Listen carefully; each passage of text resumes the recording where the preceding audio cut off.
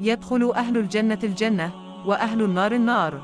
ثم يقول الله تعالى: أخرجوا من كان في قلبه مثقال حبة من خردل من إيمان فيخرجون منها قد اسودوا فيلقون في نهر الحياة أو الحياة شك مالك فينبتون كما تنبت الحبة في جانب السيل. ألم تر أنها تخرج صفراء ملتوية؟ قال وهيب: حدثنا عمرو الحياة وقال: خردل من خير।